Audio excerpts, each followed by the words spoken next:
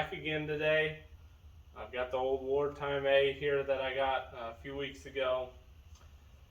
I guess I'm prepared to try and start it. I'll just be honest, I give it a pretty low chance, but we'll see. As much as I don't like to say it, and as much as people have hopes and see these things restored, this is a glorified parts tractor. It really is. It makes really good parts. For people out there. Could it be saved? Of course, it could be saved.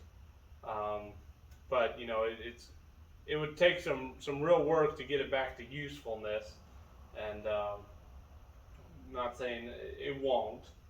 But let me give you a quick rundown on what I've kind of done to it over the last week or two, and let you know where we stand on it.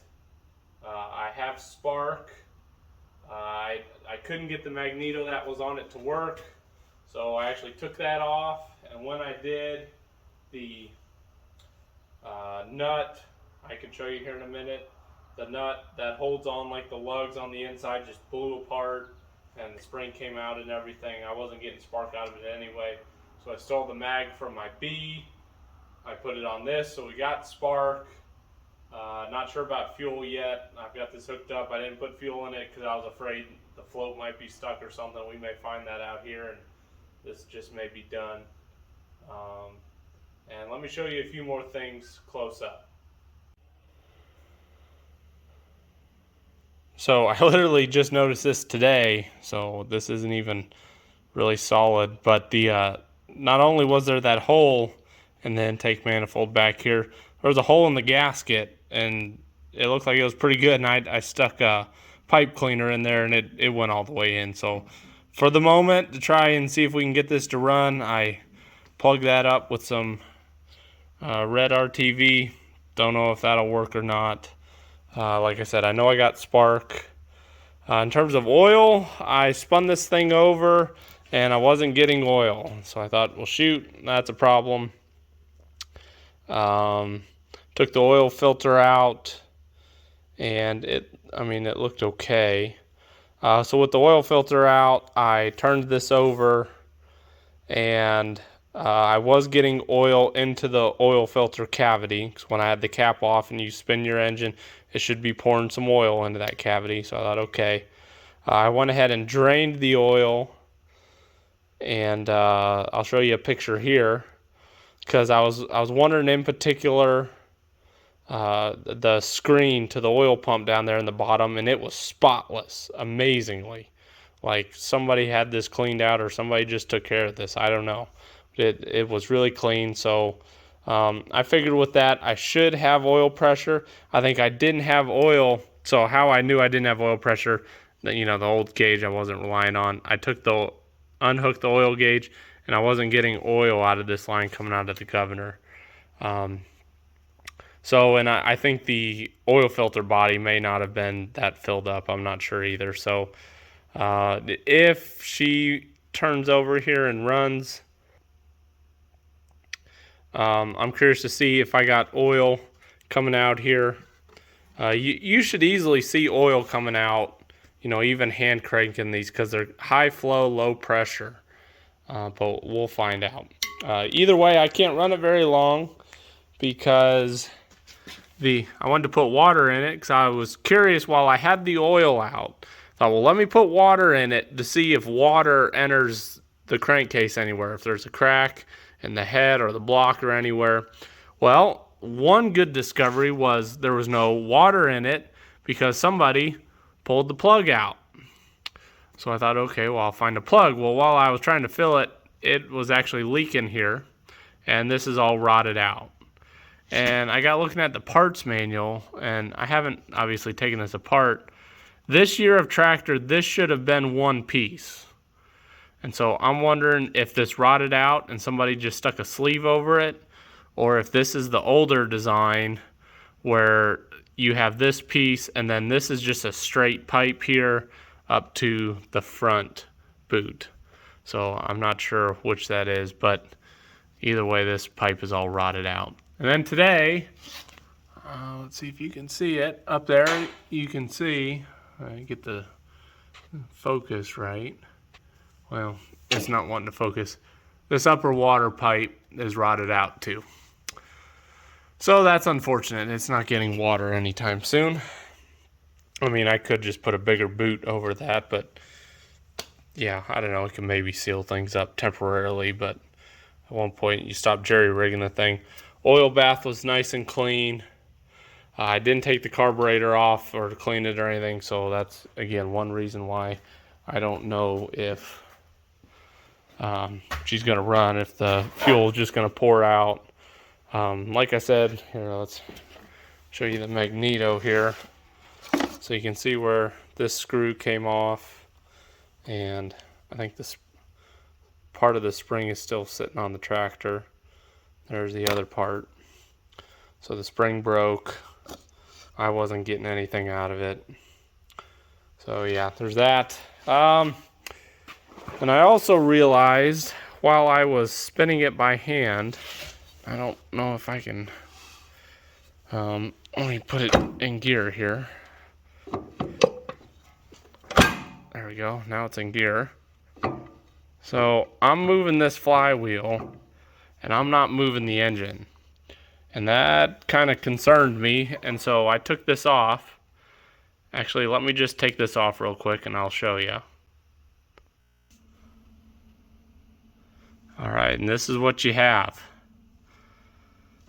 Slop in these teeth between the clutch driver and the crankshaft. And the unfortunate news is, if you look close, it is the crankshaft that is worn, not the clutch driver. So that's kind of some bad news. And it's pretty good right now, at least a 1/16 of an inch.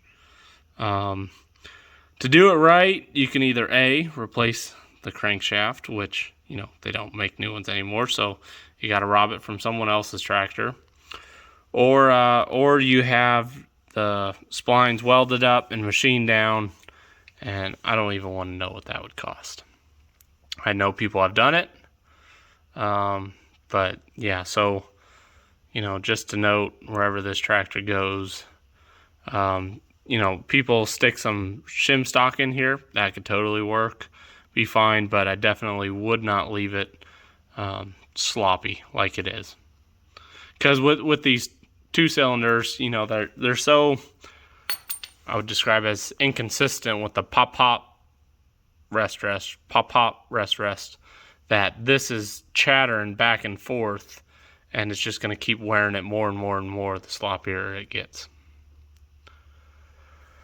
So what else? So the clutch wasn't working right.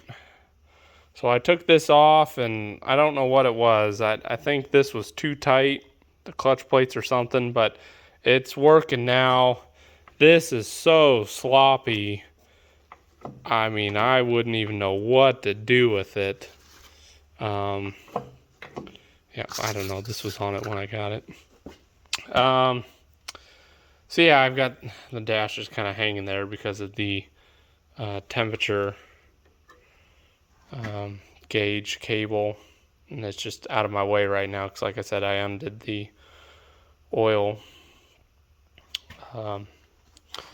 gauge. The exhaust, I was going to tighten this up. Well, this ear is broken over here, and like I said, this manifold is junk anyway, so it is what it is. If the thing starts, it's going to be blowing out right here, and that just is what it is.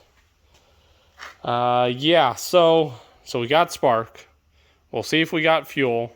I was hoping to belt this up to my G and make life easy, hit the easy button, but my endless belt is way too short to go out this door. So if I can't get it to start or anything, maybe I'll do that. I'll drag this thing back outside or a little bit and belt it up. But this is all kind of why I have a little bit lower confidence that this thing's going to start. This thing is in pretty rough shape, I would say. Even if, you know, they said it's been sitting 10 years or so, it was rough. When it sat there is all I'll say when it was last parked. So, well, let's try starting it up and I guess see what happens. Alright guys, so to save you some false anticipation, I tried starting it, and as I suspected, all the fuel just ran through the carburetor straight into the cylinders.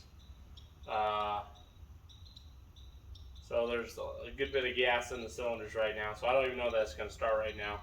What I ended up doing, only because I love you guys and I know you guys want to see this thing run, I now stole the carb off of my 39A and put that on here, and we'll see what she does. But I'm about ready to start stripping her down for parts. Otherwise, there's only so much that I'm kind of willing to do to this. I'm not going to rob all my good tractors of parts to make this one run. So, all right, let's see what we got. All right, well, the cylinders are flooded with gas from before, so it won't start. Yeah, I'm just going to walk away from it for today. I'll give it another chance one more day, and after that, it's probably just going to start tearing it down. So I know I need some parts off of this. I really want to restore my 39A. That's kind of my next video series and project that I had planned. Not sure when I was going to get started with that, so I was going to do probably a full restoration on that, paint and everything, not just mechanical like the G. So this will help feed that. Potentially, I know I need the drawbar off of it. The drawbar setup on my 39A is from a newer generation, and this has the older type drawbar on it that I need, and some other miscellaneous parts. So, yeah, we'll try this one more day. All right, hey everyone. So different day. I'm trying to get this started again. To be honest with you, I've been cranking it already, and I wasn't going to waste your time viewing, it not starting again. So I had to straighten out the timing a little bit. I think that was a little off. After cranking enough, I have oil pressure to the gauge, and she's close. She's close to firing. So let's see if I can hopefully get this on camera.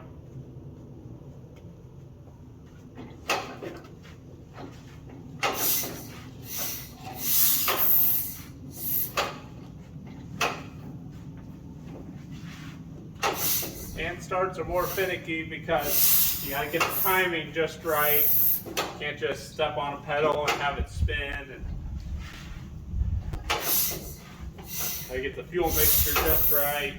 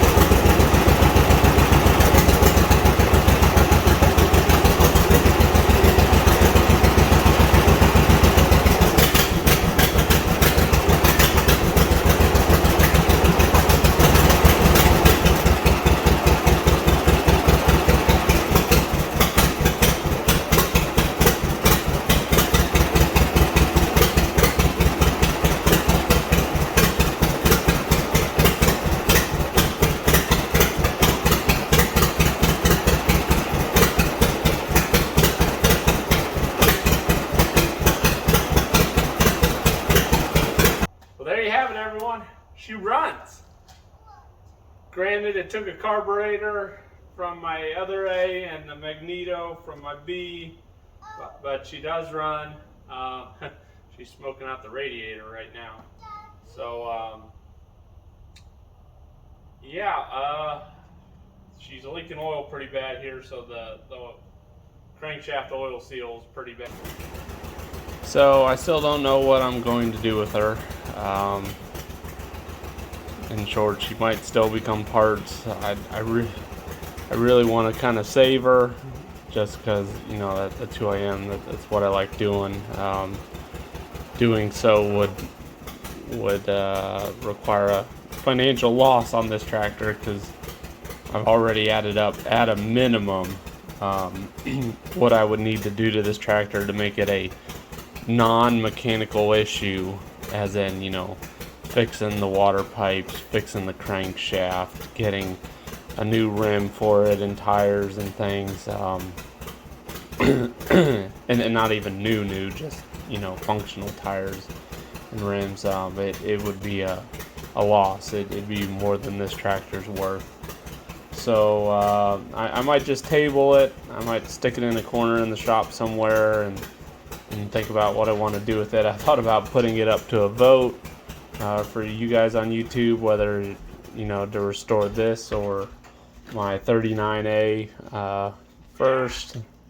So I don't know. We'll see. Stay tuned. Thanks y'all for watching.